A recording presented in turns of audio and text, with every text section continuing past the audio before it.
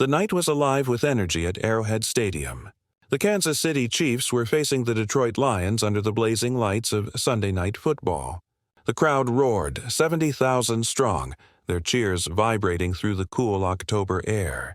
In one of the private suites, Taylor Swift sat beside Caitlin Clark, both wearing Chiefs jerseys, hearts pounding with every play. The Chiefs led 2017.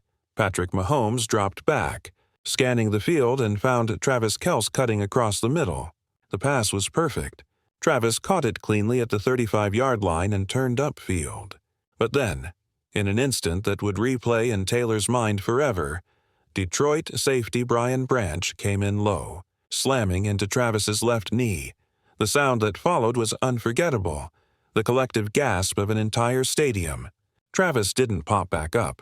He stayed down, clutching his knee, his face twisted in pain. Taylor was on her feet before she even realized it, pressing her hands to the sweet glass, breath fogging the window. The champagne glass slipped from her hand and shattered on the floor. She didn't notice. No, she whispered. Caitlin reached for her shoulder, but Taylor barely felt it. Every camera found her face. Fear, shock, and heartbreak broadcast to millions. Down on the field, Travis tried to sit up, waving off trainers like he always did, but when he tried to put weight on his leg, his cry of pain was unmistakable. Taylor had seen him take brutal hits before, hits that would hospitalize most people, but she had never seen that look on his face. Without thinking, she ran. Security tried to block the suite door. "You can't go down there during the game," one said. "Watch me," Taylor snapped, her voice trembling but fierce. She flew down the stairs 2 at a time, her jersey trailing behind her.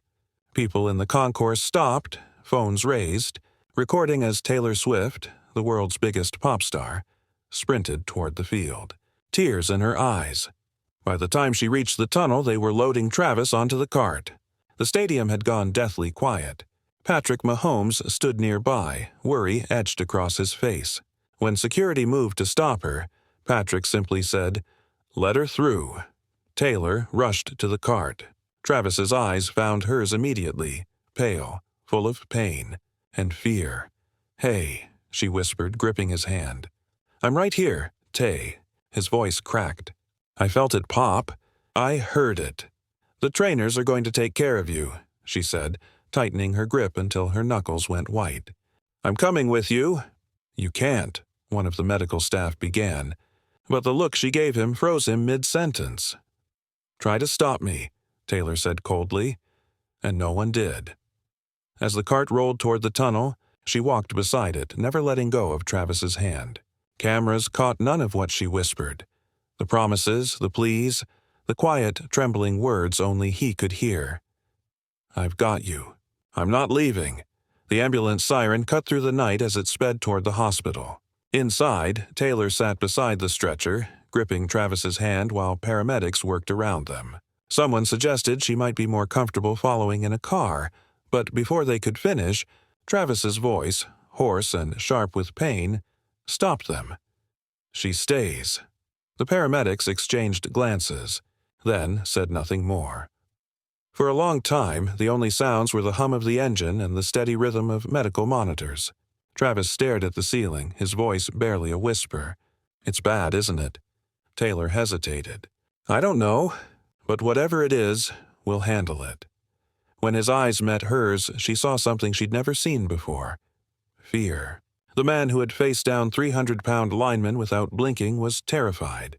"What if I can't play again?" he asked quietly. "Then we figure out what comes next," she said firmly. "Together." 2 hours later, the doctor returned with the results. A torn MCL, grade 2, 6 to 8 weeks minimum recovery. No surgery needed, but complete rest. No walking for 3 weeks, then months of rehab. Travis stared at the wall as if he hadn't heard. His jaw clenched, his breathing shallow. "The season," he said flatly. "I'm missing half the season." When the doctor left, the silence in the room grew heavy. Taylor sat beside him, gently taking his hand. "You didn't let anyone down," she said softly. "You got hurt." "That's not the same thing." He turned to her, eyes glassy. "This is what I do, Tay. This is who I am." If I can't be on that field, then who am I? Taylor felt something ache deep in her chest. She leaned closer, her voice trembling but strong. You're the man who calls his mom every Sunday, who tells the worst jokes just to make me laugh, who learned all the lyrics to my songs even though you hate singing, who holds me when I have nightmares. She reached out, cupping his face. You're Travis Kelce, with or without football. And I love every version of you. That was the moment he broke. Travis pulled her into his arms, pressing his face against her shoulder as tears finally came. Taylor held him close, whispering softly, It's okay. I've got you. I'm not going anywhere. The next morning, Taylor made a decision that stunned everyone. She woke early, called her publicist, and said 2 words that would ripple through the entire music world. Cancel everything. Her team tried to reason with her. 12 sold-out shows across Asia and Australia, millions of dollars, months of preparation. Taylor, are you sure? Her publicist asked, hesitant. I'm sure, she said quietly. Reschedule for next year. I'm not leaving him. When she told Travis later that morning, his reaction was immediate. You can't do that, he said, voice rough from the pain meds. That's your tour. The fans, the crew, everyone's depending on you. You're more important, Taylor said simply. But the fans will understand. And if they don't, that's okay too. She reached for his hand. For 2 years, you've shown up for me every chance you got. Flying across the world, standing in the rain, cheering for me even when you were exhausted. Now it's my turn. Travis tried to protest, but his voice broke before he could. Taylor smiled softly. Everyone needs someone to take care of them sometimes. Even you, Travis. Especially you. And just like that, the world's biggest pop star became his caretaker. Not because she had to, but because she chose to. The first week was brutal. Travis hated being helpless, needing help to shower, to dress, to move. Every instinct in him screamed for control, for independence.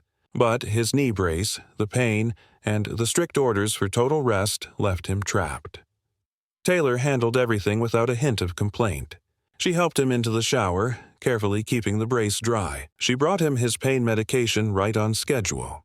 She cooked every meal herself, protein-packed, nutrient-balanced, researched late into the night for ligament recovery. She even turned their living room into a makeshift rehab center, complete with resistance bands and foam rollers. And she did it all with quiet patience, humming while she moved through the house. But the silence weighed on Travis. One night, lying on his back, he stared at the ceiling and said, I feel useless. Taylor didn't even look up from her book. You're healing, she said calmly. That's not useless. That's necessary, he frowned. You shouldn't have to do all this. I want to, she said simply, closing the book. Then, with a small smile, do you remember the night before the Grammys last year, when I had that panic attack? Travis turned his head toward her. You stayed with me for 3 days, she continued. You didn't go to practice. You held me until I could breathe again. You made me laugh when I couldn't stop crying. You never once said it was too much. She leaned closer, brushing a hand through his hair. This is the same thing, Travis. You were there for me when I needed you. Now it's my turn. For a moment, he didn't answer. Then his voice cracked. That was different. Taylor tilted her head. Because it was mental health? He hesitated. They both matter, she said softly. Your body needs time, just like your mind did. Let me give you that. By the 3rd week, the tension finally snapped. The Chiefs were playing the Buffalo Bills. A crucial game. Travis watched from the couch, his leg propped on a pillow, every muscle in his body tight. When the Chiefs lost in overtime, something in him broke. He threw the remote so hard it shattered against the wall. I should have been there, he shouted. Patrick wouldn't have been under that kind of pressure if I'd played. We would have won. Taylor rushed in. Travis, don't, he snapped, eyes blazing. Don't tell me it's okay. Don't say it doesn't matter. His voice cracked with fury and shame. I'm sitting here useless while my team fights without me. You think that's okay? I can't play. I can't help. I can't even take a damn shower without you. He stopped, breathing hard. Then he said something he immediately regretted. You're taking care of me like I'm some kind of child. The silence that followed was deafening. Taylor stood still for a long time. Then she walked over, her voice calm but steady. "Loving someone isn't about being strong all the time," she said. "It's about letting them be strong for you when you can't be." She knelt in front of him, her eyes filled with quiet conviction. "You've been my rock, Travis. My protector. The person I lean on when everything feels heavy. Now I get to be that for you. That doesn't make you weak. It makes you human." Travis stared at her, the anger melting from his face. He sank onto the couch, face in his hands. "I'm sorry," he whispered. "I didn't mean that." "I know," she said gently, sitting beside him and pulling him close. "You're scared, but we'll get through this. Together." And slowly they did. By week 5, the anger was gone, replaced by quiet gratitude. Travis was walking short distances now, leaning on her less but appreciating her more. He would watch her move through the house, bringing him smoothies, adjusting his ice packs, laughing softly at something on her phone, and realize what love really was. It wasn't grand gestures or perfect moments. It was showing up day after day when things were hardest. One morning, Taylor came in with his breakfast and found him sitting on the edge of the bed, tears streaming down his face. "What's wrong?" she asked, alarmed. He looked up, his voice breaking. "I love you. So much it scares me." He swallowed hard. "You gave up your tour for me. You've seen me at my worst, angry, broken, helpless, and you never flinched." "Not once." Taylor's eyes shimmered. "Of course I didn't," she whispered. "Because this is what love is, Travis. It's not just the good times. It's the hard ones, too." The morning light spilled softly into the bedroom. Taylor walked in with a tray of breakfast, eggs, fruit, and his favorite smoothie, humming one of her new songs under her breath. But Travis wasn't smiling. He sat on the edge of the bed, eyes wet, staring down at his hands. Before she could speak, he looked up and whispered, "I was going to wait." Taylor frowned slightly. "Wait for what?" He reached into the nightstand drawer and pulled out a small velvet box. "For the right moment," he said. "I had this whole plan. The place where we had our first date, a speech about how you're my everything, the perfect setting. But after these past 5 weeks," he shook his head, tears spilling over, "I realized I don't need perfect. Because every moment with you is already perfect. Even the hard ones. Especially the hard ones." He opened the box. Inside was a simple, stunning ring that caught the morning light like a promise. "Taylor Swift," he said, his voice trembling but steady. "Will you marry me?" For a heartbeat, the world seemed to stop. Taylor's eyes filled instantly. She covered her mouth with one hand, laughing through tears. "Yes," she whispered, then louder. "Yes, yes, yes." Travis stood, a little unsteady but strong enough to pull her into his arms. They held each other for a long time, their foreheads touching. Tears and laughter tangled together. They had survived something that could have broken them. And instead, it made them whole. 6 weeks later, Travis Kelce returned to Arrowhead Stadium.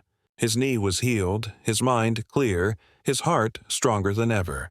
The Chiefs were in the playoffs, and the world was watching. When he stepped onto the field, the stadium erupted, not just for the player, but for the man who had come back from something deeper than injury.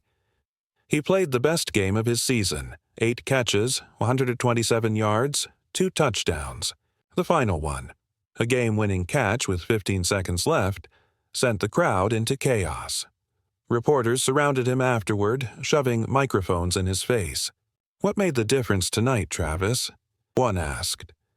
He smiled, glancing up at the suite where Taylor stood, hands clasped over her heart, tears streaming down her cheeks. "I learned what really matters," he said simply. "Football is important, but it's not everything. The people who love you, who show up for you when you're at your lowest, who choose you every single day, even when it's hard, that's everything." He paused, voice thick with emotion. "I'm lucky enough to be marrying someone who showed me that." The stadium cheered. But all he saw was her, the woman who had canceled the world for him, who stood by him through fear, frustration, and healing.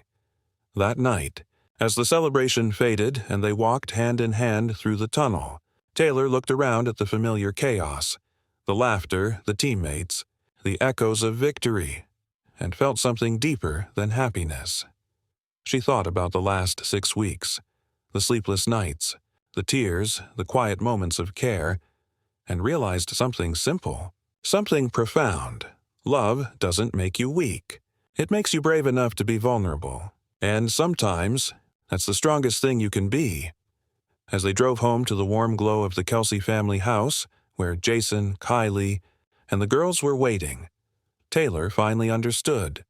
The greatest stage she'd ever stand on wasn't lit by spotlights or filled with applause.